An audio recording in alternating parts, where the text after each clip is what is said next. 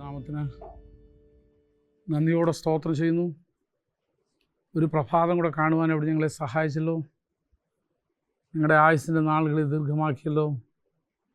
സുബോധവും സമാധാനം നൽകി തന്നല്ലോ. നിങ്ങളുടെ വചനം പഠിക്കുവാൻ ഞങ്ങളെ ശക്തീകരിക്കണമേ. പഠിച്ചത് പ്രാവർത്തികമാക്കുവാൻ കൃപ തരണമേ. യാത്രയിലായി ഞങ്ങളുടെ പ്രിയപ്പെട്ടവരും തക്ക സമയത്ത് കടന്നു വരുവാൻ സഹായിക്കണമേ. യേശുവിൻ്റെ നാമത്തിൽ തന്നെ ആമേൻ. സ്തോത്രം. ഓക്കെ, നമ്മൾ ഇന്നലെ അവസാനിപ്പിച്ച് നിർത്തിയത് എവിടെയായിരുന്നു അറിയാമോ? ആരാണ് ഒരു ലീഡർ, അല്ലെങ്കിൽ ഒരു ലീഡറിൻ്റെ ഉണ്ടായിരിക്കും. ആരാണ് ഒരു ലീഡർ? ഒന്ന്, അതിനോടുള്ള ബന്ധത്തിൽ നമ്മൾ ആദ്യം പഠിച്ചു തന്നെ അനുയായികളുള്ളവനാണ് ഒരു ലീഡർ. അത് വളരെ നമ്മൾ ശ്രദ്ധിച്ചു വേണം. If you don't have a follower, you have no right to call as a leader. അനുഗമിക്കാൻ, പിൻപറ്റാൻ നിൻ്റെ പിന്നാലെ ആരും ഇല്ലാന്നുണ്ടെങ്കിൽ നിനക്ക് ഒരു ലീഡർ എന്നുള്ള പദവി അല്ലെങ്കിൽ ആ പേരെടുക്കാൻ പോലുള്ള യോഗ്യത നിനക്കില്ല. രണ്ടാമത്തത്, ഒരു ലീഡറിന് നമുക്ക് അയാളിൽ നിന്ന് പഠിക്കാനായിട്ട്, ഉൾക്കൊള്ളാനായിട്ട് പറ്റുന്ന എന്തെങ്കിലും അയാളിലുണ്ടായിരിക്കണം. There should be something. എന്തെങ്കിലും അയാൾ കാണണം നമുക്ക് അയാളെ ലീഡറായിട്ട് അംഗീകരിക്കാൻ കഴിയണമെങ്കിൽ. പിന്നെ മൂന്നാമത് വല്ലതും കണ്ടോ? ഇല്ല. മൂന്നാമത്തത്, he should be A servant. അവനൊരു ദാസനായിരിക്കണം. മൂന്നാമത്, ഒരു ലീഡർ എന്ന് പറയുന്ന ഒരാൾ ആരായിരിക്കണം? ദാസന. നമുക്ക് എങ്ങനോ നേരെ തിരിച്ച ഒരു മനോഭാവം കിട്ടിയേക്കുന്നത്. നമ്മൾ യജമാനൻ എന്നുള്ള ഒരു ബോധമാണ് നമുക്ക് വന്നേക്കുന്നത്. പക്ഷെ ദൈവത്തിൻ്റെ വചനം പഠിപ്പിക്കുന്ന ലീഡർഷിപ്പ് എന്ന് പറയുന്നത് ഇറ്റ് ഈസ് സെർവൻറ്ഹുഡ്, ദാസ്യത്വമാണ്, അല്ലെങ്കിൽ സേവന മനസ്ഥിതിയാണ്. What can I do for you? നിങ്ങൾക്ക് വേണ്ടി എനിക്ക് എന്ത് ചെയ്യാനായിട്ട് കഴിയും? അപ്പോൾ ഒരു ലീഡറിൽ നമ്മൾ പ്രതീക്ഷിക്കുന്ന അല്ലെങ്കിൽ കാണേണ്ട, ഒരു ലീഡർ ആയിരിക്കാൻ ഒരുവൻ ആഗ്രഹിക്കുന്നെങ്കിൽ അവനിലുണ്ടായിരിക്കേണ്ട അടുത്ത ഗുണം ദാസ്യ മനോഭാവമാണ്. അതുകൊണ്ട് ആർക്കും അവൻ്റെ മേലെ കുതിര കയറാമെന്നുള്ള ആ മെൻറ്റാലിറ്റി അല്ല ഞാൻ ഉദ്ദേശിക്കുന്നത് കേട്ടോ. നമുക്ക് നോക്കാം, കുറച്ച് വാക്യങ്ങളൊക്കെ അവനോടുള്ള ബന്ധത്തിൽ വായിക്കുന്നത് ഏറ്റവും നന്നായിരിക്കും. മർക്കോസിന് സുവിശേഷം 10-ാം അധ്യായത്തിൻ്റെ 42-ാം വാക്യം. യേശു അവരെ അടുക്ക വിളിച്ച് അവരോട്, ജാതികളിൽ അധിപതികളായവർ എന്ന് പറഞ്ഞാൽ ലീഡേഴ്സ് ആയിരിക്കുന്നവർ അവരുടെ മേൽ അധികാരം ചെലുത്തുന്നു, അവരുടെ മേൽ കർത്തൃത്വം പുലർത്തുന്നു. അവരിൽ മഹത്വക്കളായവർ അവരുടെ മേൽ അധികാരം. അത് ദ സെക്കുലർ വേൾഡിൻ്റെയാ.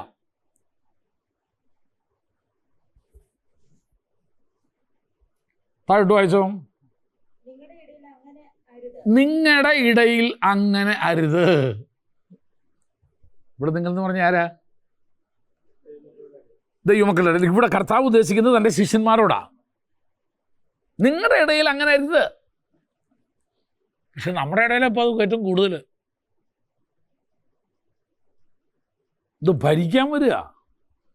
അവരുടെ അടുത്ത് വാക്യമുണ്ട്, ഭരിക്കുന്നവൻ സാമർത്ഥ്യത്തോടെ ഭരിക്കണമെന്ന്. പക്ഷെ കർത്താവ് പറയുന്നു, ജാതികളിൽ അവരുടെ അധിപതിമാരായവർ, അവരുടെ നേതാക്കന്മാർ അവരെ എന്ത് ചെയ്യാണ്? ഭരിക്കുക. ഞാൻ ഇന്നലെ ഒരാളുമായിട്ട് കുറേ നേരം സംസാരിക്കാനിടയായി. അപ്പോൾ അദ്ദേഹം പറഞ്ഞ ഒരു കാര്യം, ഞങ്ങളുടെ ഈ സിസ്റ്റത്തിൽ, അവരുൾപ്പെട്ട് നിൽക്കുന്ന ആ ഒരു സിസ്റ്റത്തിൽ ഞങ്ങളെ കൺട്രോൾ ചെയ്യുന്ന മുഴുവനും ഭയത്തേലാ, പേടിയാ അവർക്ക് അവരുടെ ലീഡർഷിപ്പിനോട്.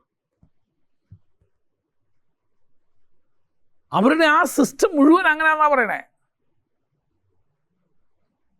അപ്പോൾ ഒരാൾ, അവരുടെ കീഴിലുള്ള ഒരാൾ അദ്ദേഹത്തെ അനുസരിക്കുന്നെങ്കിൽ അത് സ്നേഹത്തിലല്ല, ഭയത്തിലാണ്.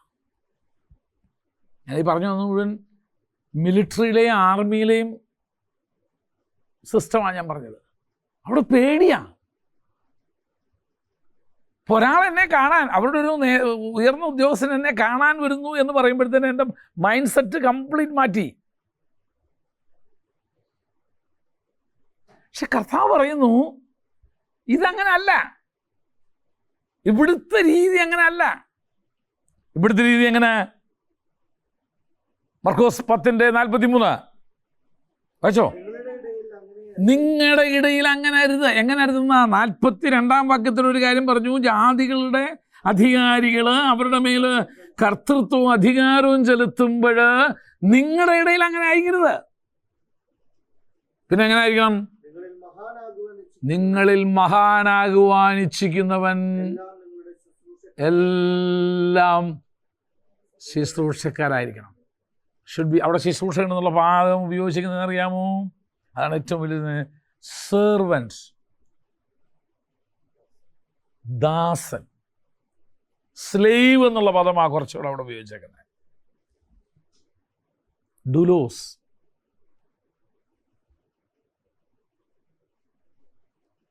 അപ്പോൾ ഒരു ലീഡർ എന്ന് പറയുന്ന ആരാന്നറിയാമോ? He's A servant. അവനൊരു ദാസനാണ്.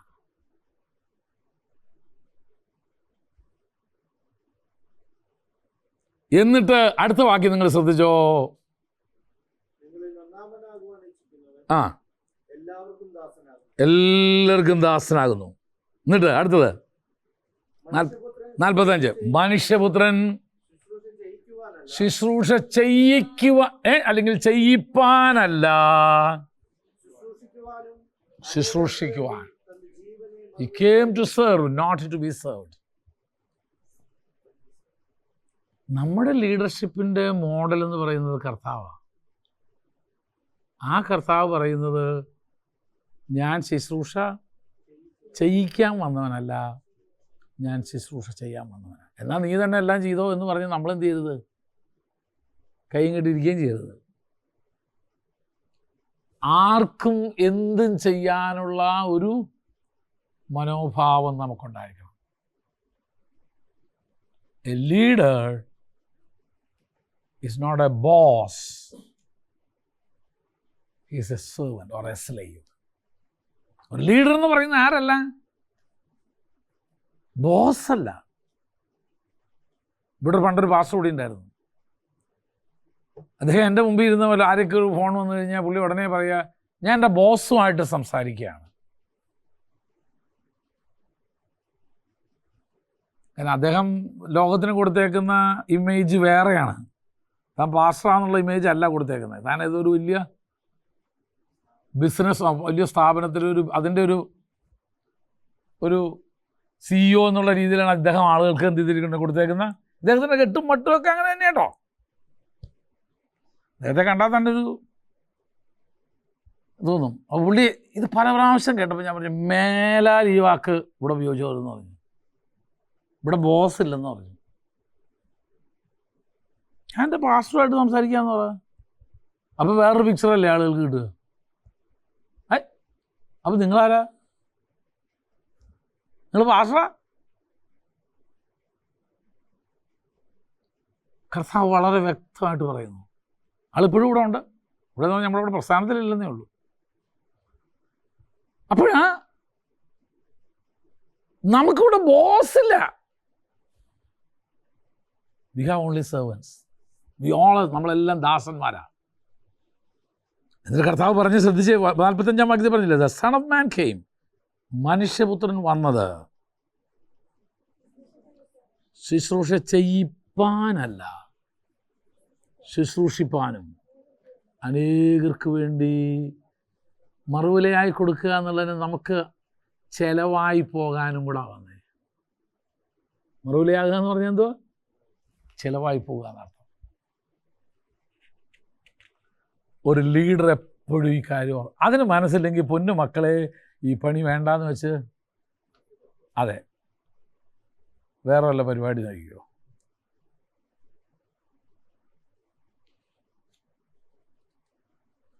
പക്ഷെ അത് ബുദ്ധിമുട്ടാ, ഭയങ്കര ബുദ്ധിമുട്ടാ.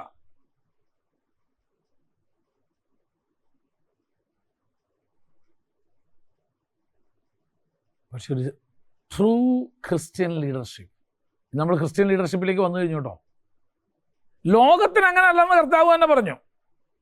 മർക്കോസ് പറഞ്ഞു അവർ അധികാരം ചെലുത്താനും ഇതിനു വേണ്ടിയിരിക്കുക. പക്ഷെ നമ്മുടെ ഇടയിൽ അങ്ങനെ പാടില്ല. അതെല്ലായ്പ്പോഴും ക്രിസ്തീയ ശുശ്രൂഷയിൽ ആയിരിക്കുന്ന നിങ്ങളത് ഓർത്തിരിക്കണം. അടുത്തത്, ഒരു leader it's a man of self control എന്ന് പറഞ്ഞാൽ എന്ത് അർത്ഥം? സ്വയ നിയന്ത്രണം, ആത്മസംയമനം. അതായിരിക്കും കുറച്ചുകൂടെ നല്ല വാക്ക്. ഒരു ലീഡർ ആരായിരിക്കണം?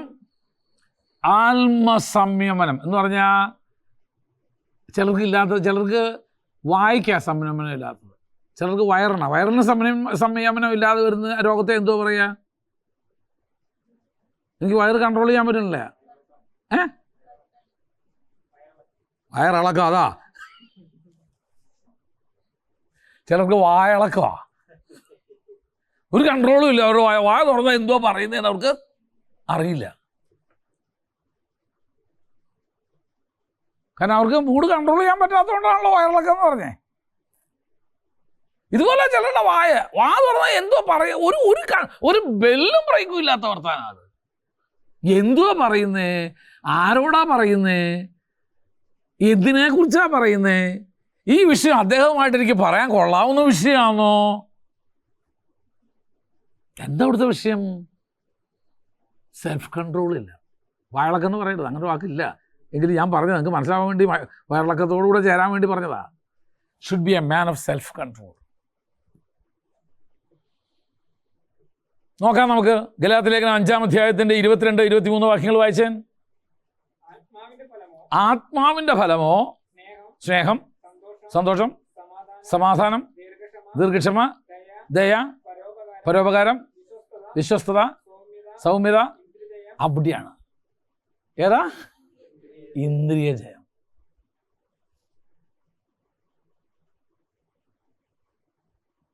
സകല ഇന്ദ്രിയങ്ങളിന്മേലും നമുക്ക് എന്തോ ഉണ്ടായിരിക്കണം? ജയം ഉണ്ടായിരിക്കണം. സെൽഫ് കൺട്രോൾ എന്നാണ് പറയുന്നത് ഇവിടെ. ആദ്യത്തെ കുറച്ചൊക്കെ ഉണ്ട് നമുക്ക്. അത് എന്തോ സ്നേഹം, ഭയങ്കര സ്നേഹം, കാണുന്നതുകൊണ്ട് എല്ലാം സ്നേഹ. ചന്തോച്ച, അയ്യ എൻ്റെ അപ്പ, സ്നേഹിക്കുന്നവരോട് സംസാരിക്കാൻ എന്തൊരു ചന്തോച്ച നമുക്ക്. അതുകൊണ്ട് നമുക്ക് സമാധാനമായി, മറ്റുള്ളവർക്ക് സമാധാനം കേടാക്കിയെങ്കിലും. പക്ഷെ ഇതിനകത്ത് വളരെ പ്രധാനപ്പെട്ട ഒരു വസ്തുത ഏത്? സെൽഫ് കൺട്രോൾ അല്ലേ? നമുക്ക് പറഞ്ഞ് നാം എടുക്കുന്നതിന് മുമ്പ് നമ്മുടെ കാര്യം നടന്നിരിക്കണം. ഒരു 5 മിനിറ്റ് ക്ഷമിക്കപ്പാ അല്ലേ? ചില സ്ത്രീകൾ പറഞ്ഞു കേട്ടില്ലേ, എനിക്ക് 6 കൈയൊന്നും ഇല്ല എന്ന് പറഞ്ഞു കേട്ടിട്ടില്ലേ? എന്താ കാരണം? പറഞ്ഞപ്പോഴത്തേന് കിട്ടിയില്ല. അപ്പോഴത്തേനും പിന്നെ ബൈക്കും എടുത്തു, അല്ലേ വണ്ടി. ഇപ്പം പിന്നെ എല്ലാ പാസ്മാർക്കും ബൈക്ക് ഉണ്ടല്ലോ. പണ്ട് സൈക്കിളായിരുന്നു. ബൈക്കും എടുത്തു, അന്നേരം പോയി ചായക്കടയിൽ പോയി എന്ത് ചെയ്തു? ചായ കുടിച്ച് തിരിച്ചു വരുമ്പോഴത്തേനും ഇവിടെ ഉണ്ടെങ്കിൽ ചോദിച്ചാൽ എനിക്ക് എന്ത് ചായ വേണ്ടി.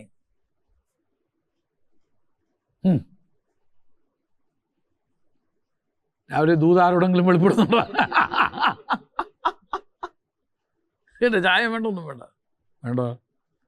സന്തോഷം വേണമെങ്കിൽ വേണ്ട. ഇന്ന് ദൈവം എനിക്ക് കേട്ടാ വെച്ചേക്കുന്നത്. ഇനി ഞാനാണെങ്കിൽ കൂടുതൽ ഇനി ചോദിച്ചിട്ട് ഇവിടെ ഞാൻ ചായ ഇടത്തുള്ളൂ എന്ന് പറയും. ഇനി ചായ വേണമെന്ന് നിങ്ങൾ പറയുമ്പോൾ ഞാൻ എന്ത് ചെയ്തുതരും? ഇട്ട് തരും. അതുവരെ ഇനി ചായ ഇടുന്ന പരിപാടി കൂടി ഇല്ല.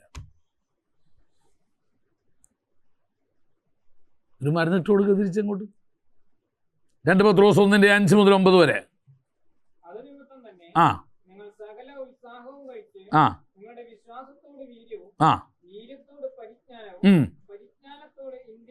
ആ പരിജ്ഞാനത്തോടെ എന്തോ വേണം? ഇന്ദ്രിയജയം കൂടെ വേണം. 1 കൊരിന്ത്യർ 9-ാം അധ്യായത്തിന്റെ 26 മുതൽ 27 വരെ. ആ ആ ആകാശത്തെ കുത്തുന്നത് പോലെയല്ല ഞാൻ മുഷ്ടിയുദ്ധം ചെയ്യുന്നത്. മറ്റുള്ളവരോട് പ്രസംഗിച്ച ശേഷം ഞാൻ തന്നെ കൊള്ളരുതാത്തവനായി പോകാതിരിക്കേണ്ടതിന് എന്റെ ശരീരത്തെ ദണ്ഡിപ്പിച്ച് അടിമയാക്കി. I put my body under control. ഞാൻ എൻ്റെ ശരീരത്തിനെ തന്നെ എന്ത് ചെയ്യുന്നു? ഞാൻ അണ്ടർ കൺട്രോൾ ചെയ്യാണ്, നിയന്ത്രണത്തിന് കീഴിൽ വേണം. നമ്മൾ തന്നെ നിയന്ത്രിച്ചാൽ പറ്റുള്ളൂ നമ്മുടെ ശരീരത്തെ. സദൃശവാക്യങ്ങൾ 25:28.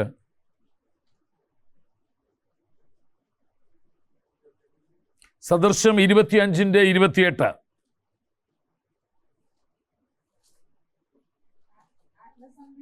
ആത്മസംയമനമില്ലാത്തവൻ മതിലില്ലാതെ ഇടിഞ്ഞു കിടക്കുന്ന പട്ടണം പോലെ ആകുന്നു എന്ന് പറഞ്ഞാൽ എന്തുവാ? പബ്ലിക് കാരിയറാണ്.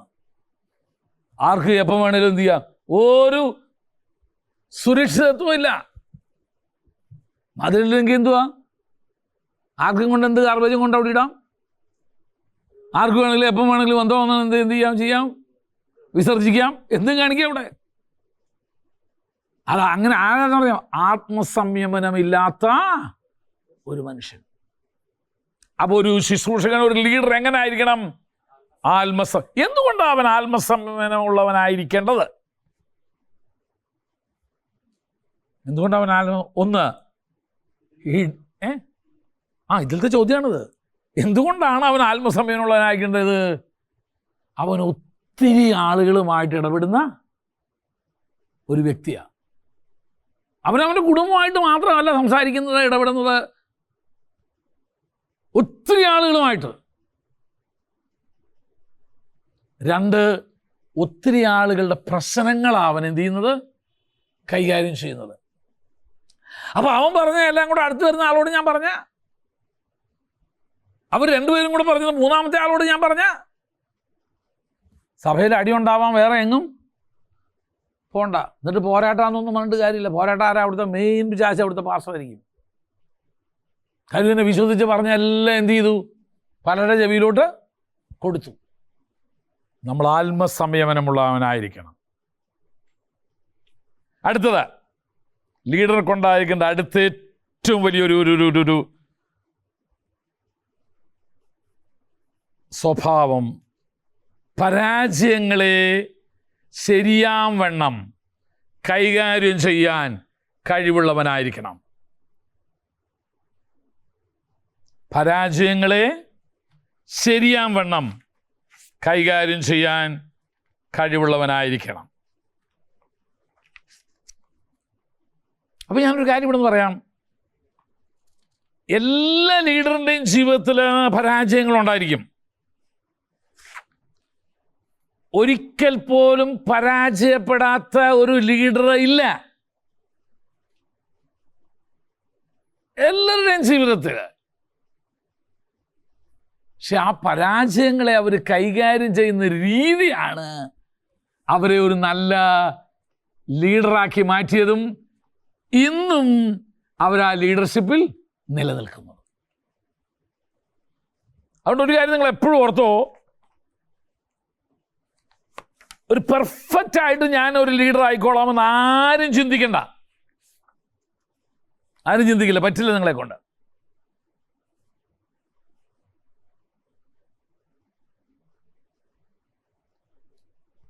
ജീവിതത്തിലെ പരാജയങ്ങൾ എന്ന് പറയുന്നത് അനിവാര്യമാണ്. എന്ന് പറഞ്ഞാൽ വിളിച്ചു വരുത്തണമെന്നല്ല ഞാൻ പറഞ്ഞത്. It will happen.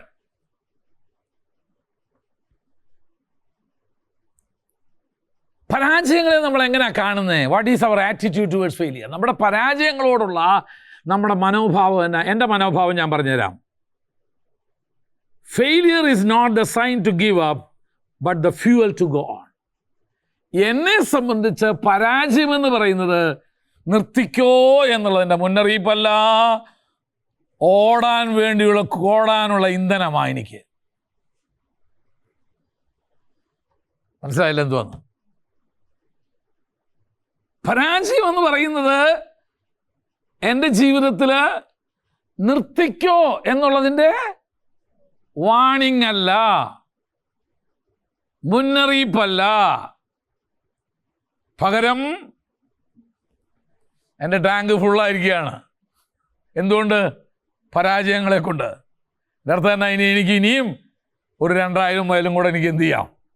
ഓടാം. പരാജയം സംഭവിച്ചു എന്നുള്ള കാര്യത്തിൽ ഞാൻ ഒരിക്കലും, അതുകൊണ്ട് ഞാൻ ഒരു പരിപാടിയും ഞാൻ എന്ത് ചെയ്യത്തില്ല, നിർത്തില്ല. Failure is not the sign to give up but it's the fuel to go on. അത് മുന്നോട്ട് പോകാനുള്ള എന്തുവാ? ഇന്ധനമായി എനിക്ക്. ഞാനൊരു കാര്യം ചോദിച്ചിട്ട്, പരാജയപ്പെട്ടു എന്ന കാരണത്താൽ നിങ്ങൾ ആരെങ്കിലും വല്ലതും നിർത്തിയിട്ടുണ്ടോ? അത് തുടങ്ങി, അത് ശരിയായില്ല, അതുകൊണ്ട് ഇനി ബൈബിൾ സ്കൂൾ തുടങ്ങി, അത് ശരിയായില്ല, നമുക്ക് നിർത്തിയേക്കാം. അല്ലെ, അത് തുടങ്ങി, അത് ശരിയായില്ല, നമുക്ക് അത് എന്ത് ചെയ്തേക്കാം? നിർത്തിയേക്കാം. ഇതിങ്ങനെ സംഭവിച്ചു, അതുകൊണ്ട് എന്ത് ചെയ്തേക്കാം? നമുക്ക് നിർത്തിയേക്കാം. No, absolutely not. ഒരിക്കലും ഇല്ല. പരാജയപ്പെട്ടെന്ന് വിചാരിച്ച് ഞാൻ എന്ത് ചെയ്യത്തില്ല? ഞായറാഴ്ച ആരും ആരാധിക്കുമെന്നില്ല, അതുകൊണ്ട് അടുത്ത ആഴ്ച തൊട്ട് നമുക്ക് ആരാധന ഇല്ല കേട്ടോ എന്നാ. ഞാൻ ഉണ്ടാവും അപ്പോഴും. ഓ, 20 പേരെ ആകെ ആരാധനയ്ക്ക് വരാൻ പറ്റത്തുള്ളൂ, അതുകൊണ്ട് നമുക്ക് എന്ത് ചെയ്യാം?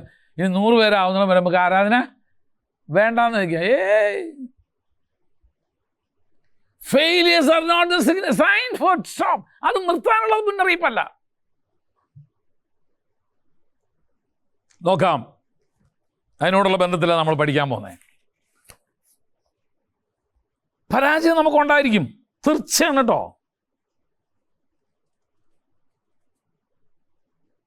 തീർച്ചയായിട്ടും പരാജയം നമുക്കുണ്ടായിരിക്കും. അത് പല കാരണങ്ങളാൽ സംഭവിക്കാം. ചിലത് നമ്മുടെ ബുദ്ധിമോശം കൊണ്ടായിരിക്കാം, ചിലത് നമ്മൾ നോക്കിക്കണ്ട് ചെയ്യാത്തതുകൊണ്ടായിരിക്കാം, ചിലത് കാര്യങ്ങളെക്കുറിച്ച് നമ്മൾ വേണ്ട രീതിയിൽ ഗ്രഹിക്കാതെ നമ്മൾ ചെയ്തുകൊണ്ടായിരിക്കാം. എന്തായാലും പരാജയം സംഭവിച്ചു എന്നുള്ളത് കൊണ്ട് ഒരിക്കലും എന്ത് ചെയ്യരുത്? പിന്മാറരുത്. പിന്നെന്ത് ചെയ്യണം?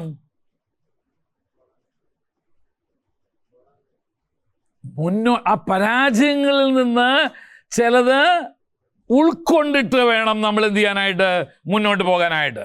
1-2 വാക്യങ്ങൾ വായിച്ചോ.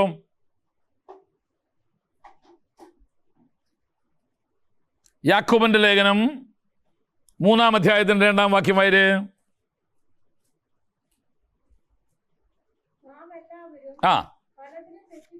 നാം എല്ലാവരും പലതിലും എന്ത് ചെയ്യുന്നു? തെറ്റിപ്പോകുന്നു എന്നുള്ളതിന്റെ വേറൊരു പരിഭാഷ തോറ്റുപോകുന്നു എന്നുള്ളതാണ്. നാം എല്ലാവരും, ഞാൻ പറഞ്ഞല്ലോ, ജീവിതത്തിൽ ഒരിക്കൽ പോലും ഒരു പരാജയം വരാത്ത ആരെയും ഞാൻ ഇതുവരെ എന്ത് ചെയ്തിട്ടില്ല? കണ്ടിട്ടില്ല. യാക്കോബ് അപ്പോസ്തലൻ പറയാ, നാം എല്ലാവരും പലതിലും നമ്മൾ എന്ത് ചെയ്യുന്നു? തെറ്റിപ്പോകുന്നു. ചിലർ വാക്കി തെറ്റിപ്പോകാറുണ്ട്. ചിലർക്ക് വാക്കാ പരാജയം, ചിലർക്ക് വയറാ പരാജയം, ചിലർക്ക് കണ്ണാ പരാജയം. സദൃശവാക്യങ്ങൾ 24-16 വായിക്കുക. നീതിമാൻ 7 പ്രാവശ്യം എന്ത് ചെയ്യും? വീണേക്കാം. ഞാൻ എപ്പോഴും വീഴും, അതുകൊണ്ട് ഞാൻ ഇനി എന്ത് ചെയ്യുന്നില്ല? എഴുന്നേൽക്കില്ലെന്നല്ല പറയണത്. ഞാനെന്ത് ചെയ്യാം? ഞാൻ എപ്പോഴും എന്ത് ചെയ്യാം? പക്ഷേ ഞാൻ എപ്പോൾ തുടങ്ങിയാലും എന്തുവാ? പരാജയമാണ്. ഞാൻ എന്തോ തുടങ്ങിയാലും പരാജയമാണ്. അതുകൊണ്ട് ഇനി ഞാൻ ഒന്നും ചെയ്യുന്നില്ല, ചുമ്മാ ഇരുന്ന് തിന്നാൻ പോവുക. നീതിമാൻ 7 പ്രാവശ്യം വീണാലും അവൻ എന്ത് ചെയ്യും? എഴുന്നേൽക്കും. എൻ്റെ അർത്ഥം തന്നെ ഫെയിലിയേഴ്സ്. നീതിമാന്റെ ജീവിതത്തിൽ തരാൻ എന്ത് ചെയ്യുന്നു? പരാജയങ്ങൾ സംഭവിക്കുന്നു. 145-ാം സങ്കീർത്തനത്തിന്റെ 14-ാം വാക്യം വായിച്ചേ. വീഴുന്നവരെയൊക്കെ യഹോവ താങ്ങുന്നു. മതി. കുനിഞ്ഞിരിക്കുന്നവരെ അവൻ എന്ത് ചെയ്യുന്നു? പരാജയപ്പെട്ടിട്ട് നീ കുനിഞ്ഞിരിക്കുകയാണോ? കർത്താവ് പറയാ, ഏയ് ഗെറ്റ് അപ്പ്, എണീക്ക്. നമ്മളൊക്കെയാണെങ്കിൽ കുനിഞ്ഞിരിക്കുന്നതിന് ചവിട്ടിന് അവരുടെ കഴുത്തിനും കൂടെ ചവിട്ട് കൊടുത്തേ പോകും. അതിൻ്റെ കാര്യം എന്നാ? ഇനി അവൻ എന്ത് ചെയ്യരുത്? ഒരാളുടെ ശല്യം ഒഴിവായി കിട്ടിയല്ലോ അല്ലേ? ഇനി അവൻ എന്ത് ചെയ്യരുത്? എണീക്കരുത്. ഒരു കല്ലൂടെ എടുത്ത് എന്ത് ചെയ്തേക്കാം? അവൻ്റെ തലയിൽ ഇട്ടേക്കാം.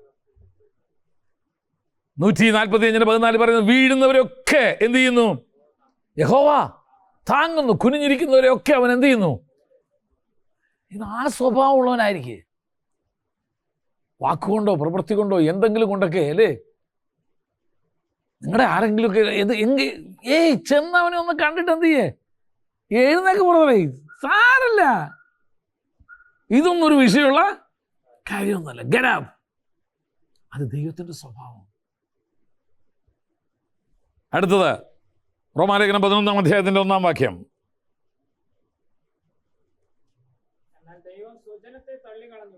എന്ന് ഞാൻ ചോദിക്കുന്നു. ഒരു നാളുമില്ല. ദൈവം അങ്ങനെ ആരെയും ഒരു പരാജയം, ഇവിടെ ഇസ്രായേൽ ജനങ്ങൾ ദൈവത്തിനെതിരായിട്ടും ജീവിച്ചിട്ടും, അതാണ് അതിൻ്റെ കോണ്ടക്സ്റ്റ്. പൗലോസ് പറയാണ്, എന്നിട്ടും ദൈവം അവരെ എന്ത് ചെയ്തിട്ടില്ല, തള്ളിക്കളഞ്ഞിട്ടില്ല. അപ്പൊ ദൈവം പരാജയപ്പെട്ടു എന്നുള്ള ഏക കാരണത്താൽ ദൈവം നിന്നെ എന്ത് ചെയ്യത്തില്ല, തള്ളിക്കളയില്ല. സങ്കീർത്തനം 37:23, 24 വായിച്ചോ.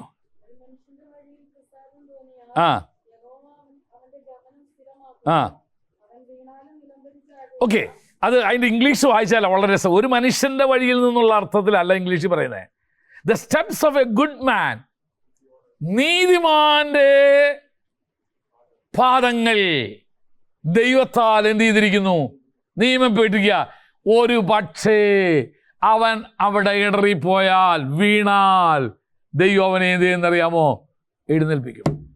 അപ്പൊ പരാജയം ഒരിക്കലും എന്തല്ല, പിന്മാറാനുള്ള, ഇട്ടേച്ച് പോകാനുള്ള എക്സ്ക്യൂസ് അല്ല. മനസ്സിലാവുന്നോ ഞാൻ പറയുന്ന ആർക്കെങ്കിലും? പരാജയം ഒരിക്കലും എന്തല്ല, ഇട്ടിട്ട് പോകാനുള്ള. ഞാൻ എത്ര ചെയ്തിട്ട് ശരിയാവുന്നില്ല, ശരിയാവുക, നോക്ക്, ഒന്നുകൂടെ പോ. ഏലിയാവ് ദാസനെ എത്ര പ്രാവശ്യം അയച്ചു? 7 പ്രാവശ്യം അയച്ചില്ല. അപ്പം കണ്ടു കൈപ്പത്തി പോലുള്ളവനെ. വിട്ടുകൊടുക്കരുത്. നിന്റെ കൂടെ നിൽക്കുന്ന ഒരുത്തന്നെ ഞാൻ പോവുക, എന്നെ കൊണ്ട് എനിക്ക് എനിക്ക് ചിലരുണ്ട് എൻ്റെ കൈയക്ഷരം മഹാമോശം, നീ എഴുതുക, നീ കൈയക്ഷരം പിടിച്ചെഴുതുക, ശരിയായില്ല, ഒന്നും കൂടെ എഴുതിക്കൊണ്ടോ. ഒരേ കാര്യം തന്നെ 7 പ്രാവശ്യം എഴുതുമ്പോൾ നിൻ്റെ കൈയക്ഷരം എന്ത് ചെയ്യും, നന്നായി വരും. ഇതിങ്ങനെ ആയുധനെ കാക്കൽ പൂക്കൽ എഴുതി ഇങ്ങോട്ട് കൊണ്ടുതരും. അപ്പോൾ പിന്നെ ഭാഷ എന്നെ കൊണ്ട് എഴുതിക്കത്തില്ല, ഞാൻ നിന്നെ കൊണ്ട് തന്നെ എഴുതിക്കുള്ളൂ. അങ്ങനത്തെ വേഷം കിട്ടും എൻ്റെ എടുക്കരുത്. ഇനി എഴുതാൻ പറയും. എന്നിട്ട് ശരിയായാലും പറയും 2 വരെ പുസ്തകം മേടിച്ചിട്ട് അതിനകത്ത് എഴുതിക്കൊണ്ടുവരാൻ പറയും. അപ്പോൾ നീ ശരിയാവും. നിന്നെ കളയാൻ എന്തായാലും കണ്ടിട്ടില്ല, നിന്നെ പുറത്താക്കുന്ന പരിപാടി കൂടിയില്ല. നിന്നെ നന്നാക്കി ഉരച്ചല്ലേ, ഈ കൂർക്കൊക്കെ ഉരയ്ക്കുന്നത് കണ്ടിട്ടില്ല പണ്ട്. ഇപ്പം കൂർക്ക് ചക്കക്കുരു നന്നാക്കി കിട്ടുന്ന കസ്തല ഇതുവരെ കണ്ടിട്ടില്ല. പണ്ടൊക്കെ ചക്കക്കുരു എങ്ങനെ നന്നാക്കാനായിട്ട് തലേന്നേ വെള്ളത്തിൽ ഇടും അല്ലേ, അത് ചെയ്തിട്ടുണ്ട്. ചക്കക്കുരു എന്തുവാന്ന് അറിയാമെങ്കിൽ അല്ലേ, ചക്കക്കുരു എന്തുവാന്ന് അറിയാമോ ആർക്കെങ്കിലും? ചക്കയുടെ ഉള്ളിലത്തെ കുരു അത് തന്നെ. അത് അത്രയെങ്കിലും അറിയാം ജോസഫിനെ. അത് നന്നാക്കുന്നത് എങ്ങനെയാണെന്ന് അറിയാമോ? അതിൻ്റെ പുറത്തൊരു തൊലി ആദ്യം കളയും, എന്നിട്ട് പിന്നെ മറ്റേ ചെണ്ടാൻ പാടാം. അതിന് എന്ത് ചെയ്യുന്നറിയാമോ? തലേന്ന് വെള്ളത്തിട്ടേക്കും. രാവിലെ എഴുന്നേറ്റ് ഇങ്ങോട്ട് ഒരു വീടിയെടുത്ത് കല്ലെടുത്ത് ഉറച്ച് കഴിഞ്ഞാൽ ക്ലീനായി വൻ. ഓരച്ച് നിന്നെ എന്ത് ചെയ്യും? എന്നിട്ടും പോകാത്ത ഒരെണ്ണം 2 അത് തന്നെ എടുത്തിട്ട് എന്ത് ചെയ്യും? ഉരയ്ക്കും. നിന്നെ കളയുന്ന പരിപാടിയില്ല കേട്ടോ. നീ ഒരു ക്ലാസ്സെങ്കിലും അറ്റൻഡ് ചെയ്യാം. നന്നാക്കി എടുക്കണ്ടേ തന്നെ, കളയാൻ ഒക്കത്തില്ലല്ലോ, കളയാൻ പറ്റില്ല.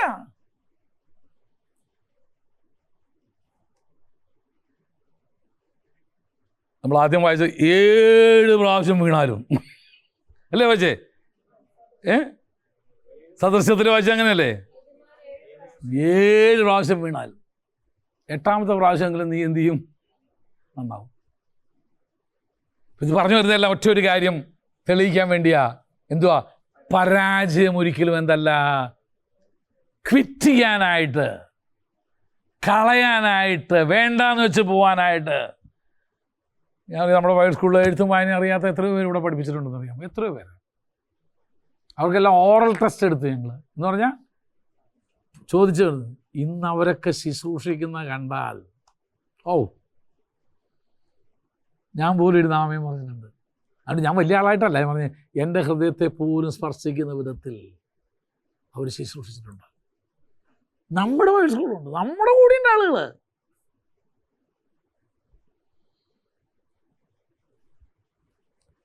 സഹിച്ചവരോടുകൂടെ നിന്ന് അവരെ പണിതെടുത്തു.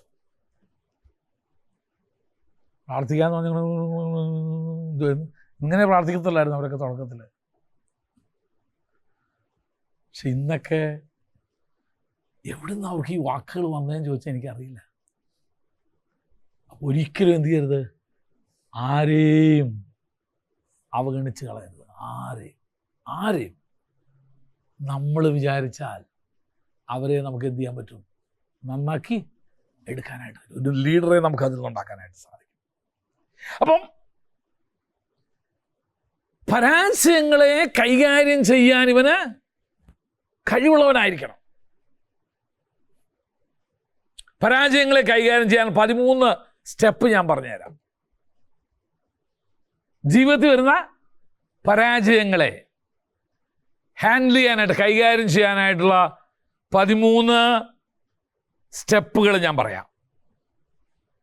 വേറെ ദിവസത്തിൽ പരാജയപ്പെട്ട ആരെങ്കിലും നിങ്ങൾക്കറിയാമോ? വലിയ ഇതിനകത്തിരുന്നിട്ട്, ടോപ്പ് ലെവലിൽ ഇരുന്നിട്ട് തറ പരിപാടി കാണിച്ച ആരെങ്കിലും?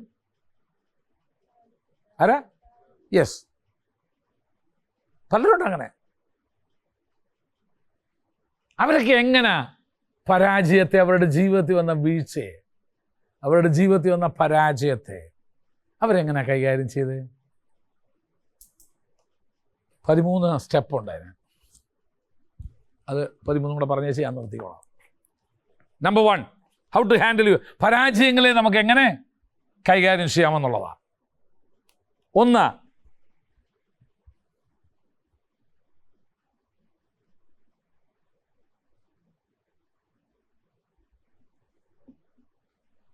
പരാജയത്തെ സമ്മതിക്കണം.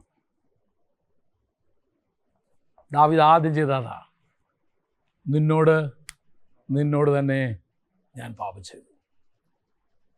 ആ മനുഷ്യൻ നീയാന്ന് നാഥാൻ പറഞ്ഞ ഉടനെ പോടാ ഇവിടുന്ന്, നീ ആരോടെ വർത്തമാനം പറയുന്നത് നിനക്കറിയാമോ? എൻ്റെ തലയിപ്പം ഞാൻ എന്ത് ചെയ്യും? ഒറ്റ അടിക്കേണ്ട തല ഞാൻ തെറിപ്പിക്കും. ദാവീദ് പറഞ്ഞ എന്നാ? ദൈവമേ, നിന്നോട് തന്നെ ഞാൻ എന്ത് ചെയ്തു? ഞാൻ പാപം ചെയ്തു. ഇതെൻ്റെ ജീവിതത്തിൽ വന്നൊരു മിസ്റ്റേക്കാണ്. ഫസ്റ്റ് ഒരു മിസ്റ്റേക്ക് വന്നത് എനിക്ക്. മിസ്റ്റേക്കൊന്നുമല്ല, ഇത് പാപമാണ്. അത് പറഞ്ഞാൽ നമുക്ക് പിണങ്ങും. ദൈവദാസന്മാരോട് അങ്ങനെ വല്ലതും പറയുമല്ലോ. അതിൻ്റെ ഒരു വിലഹീനതയായിരുന്നു. ഞാൻ ഇത്രയും കൊട്ടിഘോഷിക്കുന്ന എന്തോത്തിന്? വിലഹീനതയൊന്നുമല്ല, പാവമായിരുന്നു.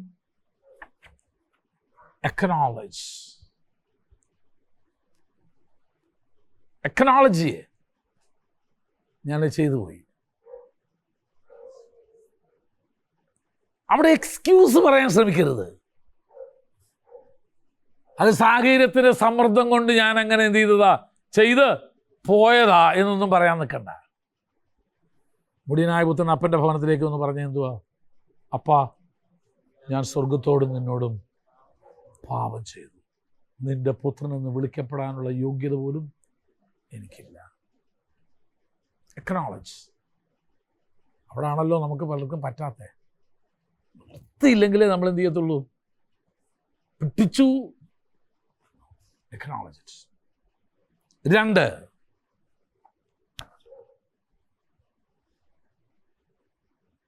റിപ്പൻസ് അല്ലെങ്കിൽ അനുദപിക്കുക.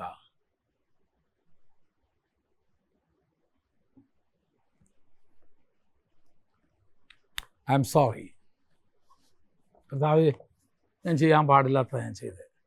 എന്നോട് അല്ലേ? അതായത് ആദ്യം അനുതാപം വേണം ഹൃദയത്തിനകത്ത്. ഞാൻ ചെയ്യാൻ പാടില്ലായിരുന്നു. റിപ്പൻസ്. വന്നുപോയ തെറ്റിനെക്കുറിച്ചൊരു ആഴമായ അനുതാപം ജീവിതത്തിൽ ഉണ്ടാകട്ടെ. 3, അനുതാപിച്ചു കഴിഞ്ഞാൽ പിന്നെ എന്ത് ചെയ്യണമെന്ന് അറിയാമോ? ഏറ്റുപറയുക.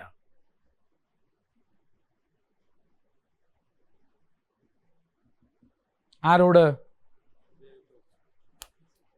ദൈവത്തോട് ഏറ്റുപറയണം. ചില കാര്യങ്ങൾ നമുക്ക് മനുഷ്യനോട് പറയാൻ പറ്റില്ല. പറ്റാത്ത വിഷയങ്ങളുണ്ട്. ദൈവത്തോട് ഏറ്റുപറയുക. അത് മനുഷ്യനോട് പറയാൻ പറ്റുന്ന കാര്യങ്ങളാണെങ്കിൽ മാത്രം എന്ത് ചെയ്യുക? മനുഷ്യനോട് പറയുക. പറയാൻ പറ്റാത്ത വിഷയങ്ങളുണ്ട്. പ്രത്യേകിച്ച് ഇന്നത്തെ കാലത്ത്.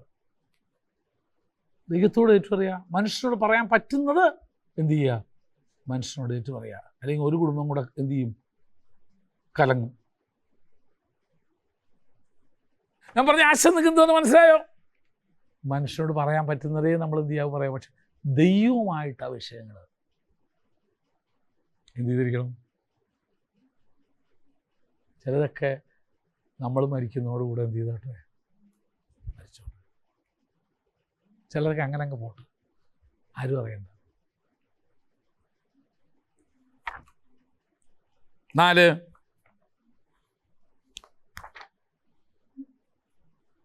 റിക്കൺസൈൽ, നിരപ്പ് പ്രാപിക്കുക.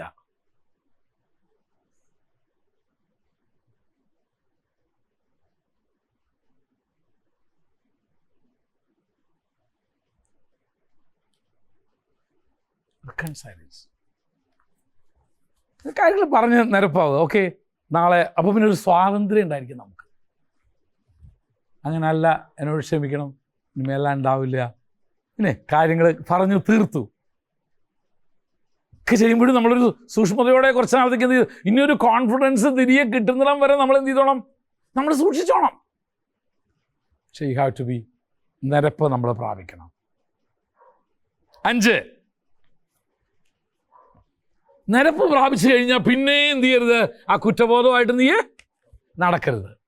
അവിടാണ് 5-മത്തെ എന്നാണെന്നറിയാമോ,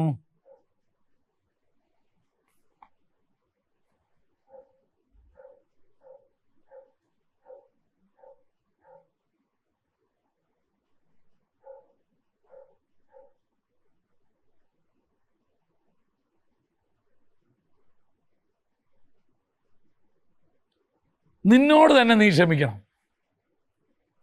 എന്ന് പറഞ്ഞതിൻ്റെ അർത്ഥം എന്നാ? കർത്താവ് പറഞ്ഞു, എൻ്റെ പാപങ്ങളെ ഞാൻ ഏറ്റു പറയുമെങ്കിൽ സകല നീതിയും പോക്കി കർത്താവ് ക്ഷമിക്കുമെന്ന് പറഞ്ഞിട്ടുണ്ട്. അത് ദൈവം എൻ്റെ പാപത്തെ എന്ത് ചെയ്തിരിക്കുന്നു, എന്നോട് ക്ഷമിച്ചിരിക്കുന്നു. എൻ്റെ ജീവിതത്തിൽ ഞാൻ അങ്ങോട്ട് തെറ്റി ചെയ്തിരുന്നു, പക്ഷേ കർത്താവിനോട് ഞാൻ നിരപ്പ് പ്രാപിച്ചു. കർത്താവ് എന്നോട് എന്ത് ചെയ്തിരിക്കുന്നു, ക്ഷമിച്ചിരിക്കുന്നു. ഞാൻ ആ ക്ഷമ എന്ത് ചെയ്യണം, ഏറ്റെടുക്കണം. ഞാൻ ആ ക്ഷമ പിന്നെ എന്ത് ചെയ്യരുത്, ആ കുറ്റബോധത്തിൽ നമ്മൾ എന്ത് ചെയ്യരുത്, വസിക്കരുത്. No, it's done. കർത്താവ് അവൻ്റെ പുത്രനായ യേശുവിൻ്റെ രക്തം സകല പാപവും പോക്കി നമ്മളെ എന്ത് ചെയ്തു, ശുദ്ധീകരിച്ചു.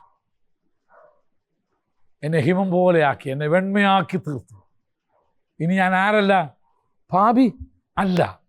കർത്താവ് അത് എന്നോട് എന്ത് ചെയ്തിരിക്കുന്നു, ക്ഷമിച്ചിരിക്കുന്നു എന്നുള്ള ആ ബോധ്യം എന്ന് പറഞ്ഞാൽ വചനം എന്നെക്കുറിച്ച് എന്ത് പറയുന്നോ ആ ബോധ്യം എനിക്ക് ഉണ്ടായിരിക്കണം. ചില വാക്യങ്ങൾ അതിനോടുള്ള ബന്ധത്തിൽ നമുക്ക് വായിക്കാം. 103-ാം സങ്കീർത്തനത്തിൽ 1-ാം വാക്യം, അവൻ നിന്റെ അകൃത്യമൊക്കെ എന്ത് ചെയ്തിരിക്കുന്നു, മോചിക്കുന്നു. നിന്റെ സകല അവൻ നിന്റെ അകൃത്യമൊക്കെ മോചിച്ചു. അതങ്ങ് ബിലീവ് ചെയ്യുക, അതങ്ങ് ഏറ്റെടുക്ക്. എൻ്റെ കർത്താവിനോട് എന്ത് ചെയ്തിരിക്കുന്നു, ക്ഷമിച്ചിരിക്കുന്നു. അപ്പോൾ വചനം എന്തു പറയുന്നു, ഏറ്റുപറഞ്ഞ എൻ്റെ പാപത്തെ, എൻ്റെ തെറ്റിനെ, എൻ്റെ പരാജയത്തെ എൻ്റെ കർത്താവിനോട് ക്ഷമിച്ചിരിക്കുന്നു എന്നുള്ള ആ ഒരു ബോധ്യം നമ്മുടെ ജീവിതത്തിൽ നമുക്ക് എന്ത് ചെയ്യണം, ഉണ്ടായിരിക്കണം. പിന്നെ ആരെന്ത് പറഞ്ഞാലും ഇതുകൊണ്ട് പറയും പോളീസ് എന്ന് നിനക്ക് ആ ഉറപ്പുണ്ട്. അടുത്തത്, സ്റ്റോപ്പ് കണ്ടംനിങ് യുവർ സെൽഫ് എന്ന് പറഞ്ഞാൽ നിന്നെ തന്നെ കുറ്റം വിധിക്കുന്നത് ഇനി നീ എന്ത് ചെയ്യണം, നിർത്തണം. അതാണ് 6-മത്തത്. അയ്യോ, എന്നാലും ഞാൻ അങ്ങനെ ചെയ്തല്ലോ, എന്നാലും ഞാൻ അങ്ങനെ പറഞ്ഞല്ലോ, എന്നാൽ no no no no stop having a pity party. നിന്നെ തന്നെ കുറ്റം വിധിക്കുന്നത് നീ എന്ത് ചെയ്യണം, നിർത്തണം. ഇനി അതിനെക്കുറിച്ച് ചിന്തിക്കരുത്. അടുത്തത്,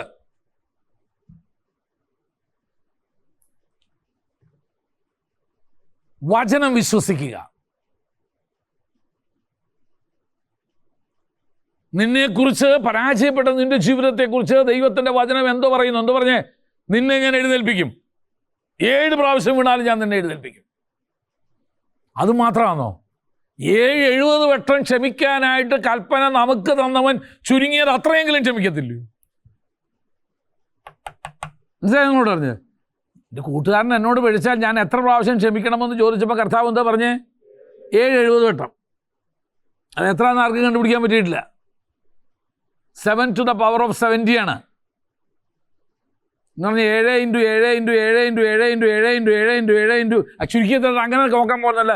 എന്ന് പറഞ്ഞാൽ എണ്ണമില്ലാത്ത വെണ്ണം എന്നാണ് പറഞ്ഞത്. അതാണ് അതിൻ്റെ അർത്ഥം. അതിൻ്റെ ഒരു ശൈലിയാണ് അത്. കാക്കത്തൊള്ളായിരം എന്നൊക്കെ പറയില്ലേ നമ്മൾ? അങ്ങനെ ഒരു വാക്കുണ്ടോ? അല്ല അങ്ങനെ സംഖ്യയുണ്ടോ? ഇല്ല. എന്ന് പറഞ്ഞാൽ അതിൻ്റെ അർത്ഥം എന്നാ? അൺലിമിറ്റഡ്, പരിധിയില്ലാതെ നാം നമ്മുടെ സഹോദരനോട് ക്ഷമിക്കണമെന്ന് പറഞ്ഞവൻ അത്രയെങ്കിലും നമ്മളോട് ക്ഷമിക്കില്ലേ? Believe the words. അടുത്തത് 8. Do not pamper your failures. നിന്റെ പരാജയത്തെ നീ എന്ത് ചെയ്യരുത്? ലാളിച്ചുകൊണ്ട് നടക്കരുത്. പരാജയങ്ങളെ ഒരിക്കലും ലാളിക്കരുത്. എനിക്കിങ്ങനൊരു ബലഹീനത ഉണ്ട് കേട്ടോ ബ്രദറെ, എനിക്കിങ്ങനൊരു ബലഹീനത ഉണ്ട് കേട്ടോ സിസ്റ്ററെ എന്ന് പറഞ്ഞാൽ അതിൻ്റെ അർത്ഥം എന്നാ? നീ അതിനെ എന്ത് ചെയ്യുക? വെച്ച് പുലർത്താൻ തന്നെ ആഗ്രഹിക്കുന്നു. Don't pamper your failures. നിന്റെ പരാജയങ്ങളെ ഒരിക്കലും എന്ത് ചെയ്യരുത്?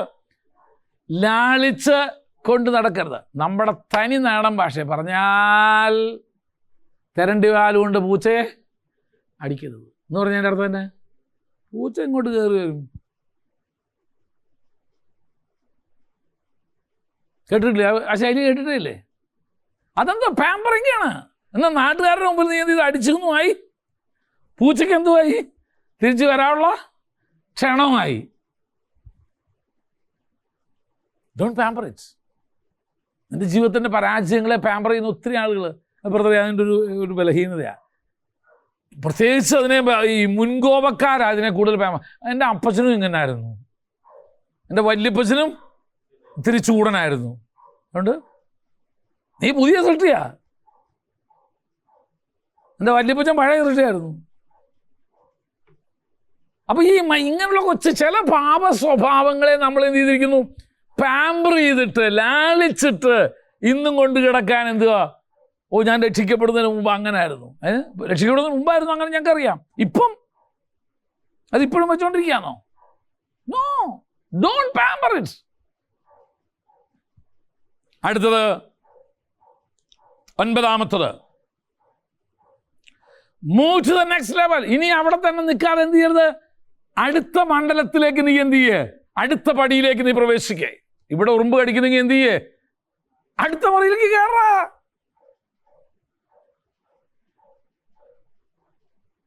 അപ്പൊ എന്തു എങ്ങനെ ആ പരാജയത്തെ നമ്മൾ ഇവിടെ നിന്നാ നീ പരാജയപ്പെടും നിനക്കൊരു ബോധ്യമുണ്ടോ? എന്ത് ചെയ്യേ?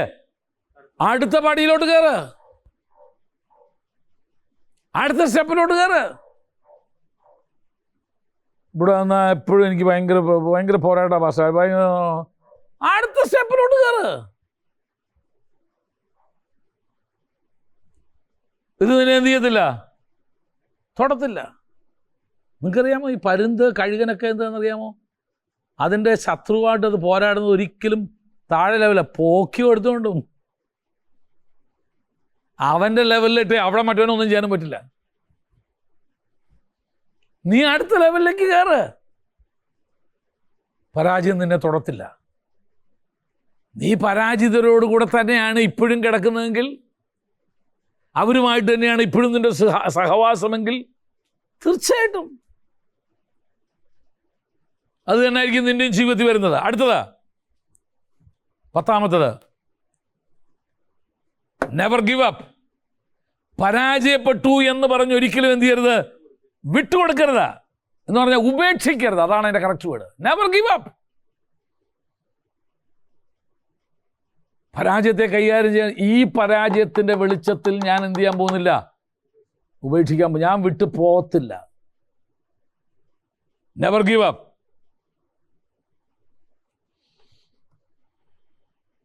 11. നിന്നെ ശക്തീകരിക്കാൻ ആവശ്യമായ ദൈവിക വാക്തത്വങ്ങളെ നീ മുറുകെ പിടിക്കുക.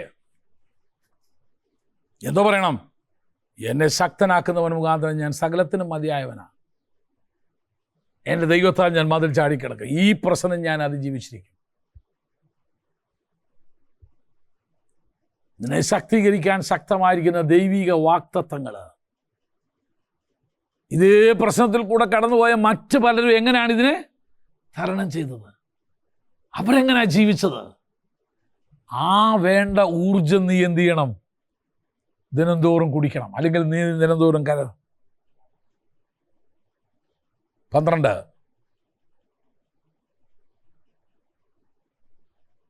സംശയങ്ങളോട് എതിർത്ത് നിൽക്കുക. പരാജയം വരുമ്പോൾ, പല പ്രാവശ്യം പരാജയം വരുമ്പോൾ ന്യായമായിട്ടൊരു ചോദ്യം വരും, നിന്നെ കൊണ്ട് പറ്റുമോ കുട്ടി? പറയണം, പറ്റും. വെറുതെ നിന്റെ സമയം കളയണോ? വെറുതെ കളയല്ല, പറ്റും. എനിക്കറിയാം 24 പ്രാവശ്യം SSLC പരീക്ഷ എഴുതി പാസ്സായ ഒരാളുണ്ട്. ഈ കഴിഞ്ഞ പ്രാവശ്യത്തെ ഇപ്പോൾ ഈ IAS പാസ്സായത് 6 പ്രാവശ്യം തോറ്റ തൃശ്ശൂർക്കാരൊരു കുട്ടിയാണ്. 6 പ്രാവശ്യം അവിടെ തോറ്റു. വിട്ടുകൊടുക്കാൻ വേറായില്ല.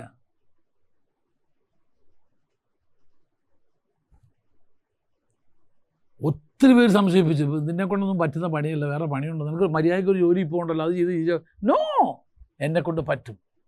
Resist every doubts. എല്ലാ സംശയങ്ങളോടും എന്ത് ചെയ്യുക? എതിർത്ത് നിൽക്കുക.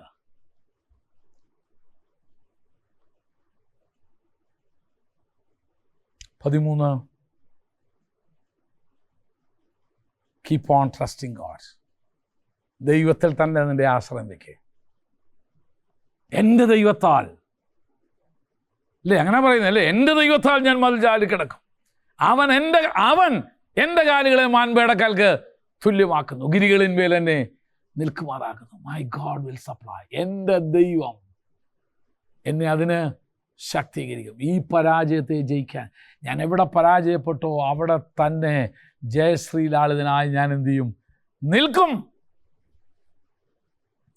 ഇട്ടേച്ച് പോയ ശത്രുവിന് സന്തോഷമായി, നിന്നെ എതിർത്തത് സന്തോഷമായി, നിന്നെക്കുറിച്ചുള്ള ദൈവത്തിൻ്റെ ആശ നിന്നിലൂടെ എന്ത് ചെയ്യത്തില്ല? നിവൃത്തിയാക്കത്തില്ല. ഇങ്ങനെ പരാജയത്തെ ഹാൻഡിൽ ചെയ്യേണ്ടത്. പിന്മാറുന്ന പ്രശ്നം ഉദിക്കുന്നില്ല. തെക്കൻ നാട്ടിലൊരു കഥ പറയും, എന്നിട്ടും പോകാത്ത ഞാനില്ലയോ മിടുക്കെന്ന് ചോദിച്ചതല്ലേ. ഒരു വീട്ടിലൊരു അതിഥിയായിട്ട് ഒരാൾ കയറി ചെന്നതാണ്. ഇയാൾ വരുന്ന കണ്ടപ്പോൾ പിന്നെ ഇയാളെ ഓടിക്കാൻ ഒറ്റൊരു മാർഗ്ഗമുള്ളൂ, ഭാര്യയും ഭർത്താവും കൂടെ അങ്ങ് വഴക്ക് കൂടാൻ തുടങ്ങി. ഭാര്യയും ഭർത്താവും കൂടെ വഴക്കൂടാം. അപ്പോൾ ഇയാൾക്ക് അവിടെ ഇരുന്നപ്പം അയാൾക്ക് മനസ്സിലായി, ഈ വഴക്കൂടി വീട്ടിലെങ്ങനെ ഇവിടെ ഇരിക്കണേ.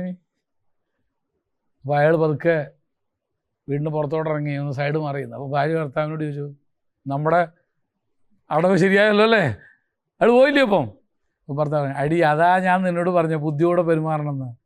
ഇതെല്ലാം കേട്ടെ, ഞാൻ പോയിട്ടില്ല, ഞാനിവിടെ തന്നെ ഉണ്ട്, എന്നിട്ടും പോകാത്ത ഞാനില്ലയോ മിടുക്കൻ.